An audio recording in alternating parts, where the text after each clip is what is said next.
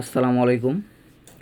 এই যে দেখুন ঘাসগুলো আমি চটের বস্তা দিয়ে ঢেকে রাখছিলাম এবং দিনে 3 থেকে 4 বার করে পানি দিয়েছিলাম এবং 2 দিন হচ্ছে। এই যে দেখুন ঘাসের প্রত্যেকটা গিটে কুশি আসছে, প্রত্যেকটা গিটে। আর এই ঘাস লাগানোর পরও সুবিধে হবে, লাগানোর থেকে 3 থেকে 4 দিন, সর্বোচ্চ গেলে 5 দিন, তার মধ্যেই দেখবেন আপনার ঘাসগুলো মাটি থেকে বের হয়ে গেছে, খুব দ্রুত হচ্ছে। তো আমি এর আগে নেপিয়ার বা পাকসন ঘাস লাগানোর সময়ও এই পদ্ধতিটা ব্যবহার করছিলাম, এর ফলে ভালো সুফল পাইছিলাম। তো এই কারণে এই জারা ঘাসগুলো আমি সেম কোয়ালিটিতে ভিজিয়ে রাখছিলাম। এই কারণে যে দেখুন কুশিগুলো,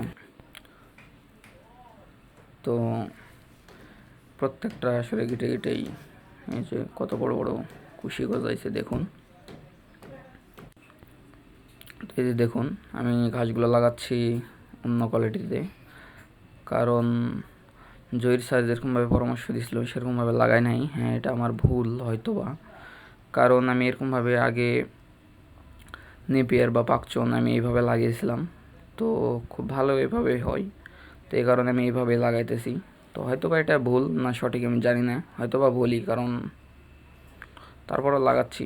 তো দেখা যাক কতদূর কী হয়। ইনশাল্লাহ ঘাস বড় হইলে আপনাদের সাথে শেয়ার করার চেষ্টা করব যে কেমন হচ্ছে বা কী ক্ষতির সম্মুখীন হলাম।